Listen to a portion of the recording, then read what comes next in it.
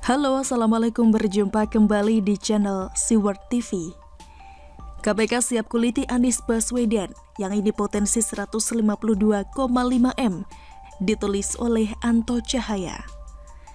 Jika kita perhatikan, KPK sekarang terlihat luas dan makin pede menyasar APBD DKI Jakarta yang sedari awal terkesan digunakan bancakan. Sebetulnya, dari dulu tidak harus sekelas pengamat, bahkan masyarakat awam pun sering berteriak, namun serupa menerpa angin saja. KPK saat itu seperti tutup mata, tutup telinga. Tidak dapat dipungkiri keberanian KPK lebih menonjol sasar APBD DKI Jakarta sejak Novel Baswedan tersingkir dari lingkaran KPK. Seperti yang telah diberitakan sebelumnya, Ketua Komisi Pemberantasan Korupsi atau KPK memastikan akan memintai keterangan Gubernur DKI Jakarta Anies Baswedan dan Ketua DPRD DKI Prasetyo Edy Marsudi dalam penyidikan kasus dugaan korupsi pengadaan tanah di Munjul, Pondok Rangon, Jakarta Timur tahun 2015. Ketua KPK Firly Bahuri menyatakan, anggaran pengadaan lahan di DKI termasuk di Munjul bersumber dari APBD yang dibahas dan ditetapkan pemerintah provinsi atau Pemprov dan DPRD DKI. Terkait program pengadaan lahan tertentu dalam penyusunan program anggaran APBD DKI, tentu Gubernur DKI sangat memahami.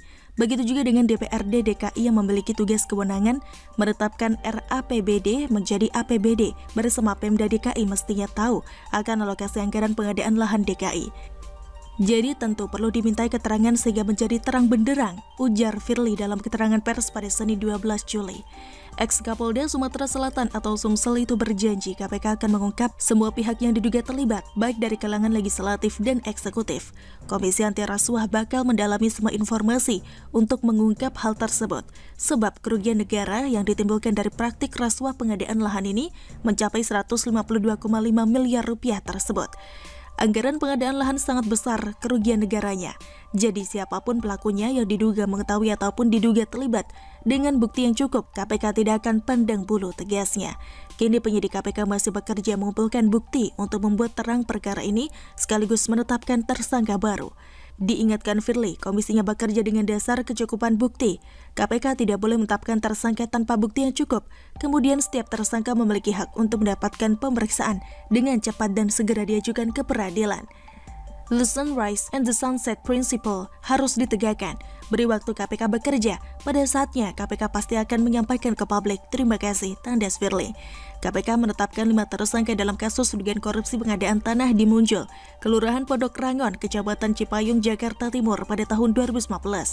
Kelimanya adalah mantan Direktur Perusahaan Umum Daerah atau Perumda, Pembangunan Sarana Jaya, Yori Cornelis, Wakil Direktur PT Adonara Propertindo, Anja Runtuwene, Direktur PT Adonara Propertindo, Tommy Ardian, Direktur PT Aldira Berkah, Abadi Makmur, Rudi Hartono Iskandar, serta PT Adonara Propertindo sebagai tersangka korupsi.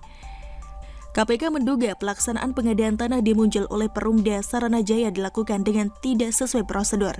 Antara lain, tidak adanya kajian kelayakan objek tanah, tidak dilakukan kajian apresial, dan didukung kelengkapan persyaratan sesuai dengan peraturan terkait. Kemudian beberapa proses dan tahapan pengadaan tanah juga dilakukan tidak sesuai SOP, serta adanya dokumen yang disusun secara backdate, serta adanya kesepakatan harga awal antara pihak Anja Runtuwene dan Perumda Sarana Jaya sebelum proses negosiasi dilakukan. Atas perbuatan para tersangka, negara diduga dirugikan sedikitnya 152,5 miliar rupiah. Dan ini barangkali rangkaian yang akan menjadi bola salju Anies Baswedan dan kelompoknya. Dan akhirnya, masih banyak pekerjaan KPK khusus untuk melakukan penyidikan melalui APBD DKI Jakarta.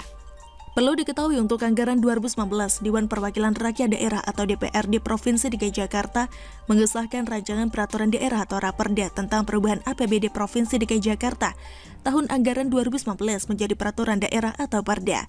Besaran nilai perubahan APBD 2019 telah disepakati sebesar 86,89 triliun rupiah.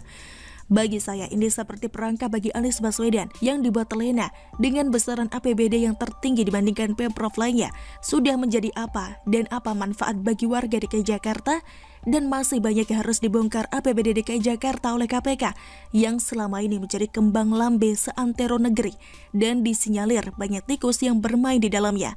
Maka usai Anies Baswedan lengser di tahun 2022 nanti, nampaknya akan sibuk keluar masuk KPK sebagai saksi, kemudian tidak menutup kemungkinan pintu tersangka akan terbuka. Sabar, kita tunggu tanggal mainnya. Demikian, salam Bagaimana menurut Anda? Silahkan tulis komen Anda di kolom komentar. Jangan lupa untuk like, subscribe, dan share. Siwar TV pamit, sampai jumpa. Wassalamualaikum warahmatullahi wabarakatuh.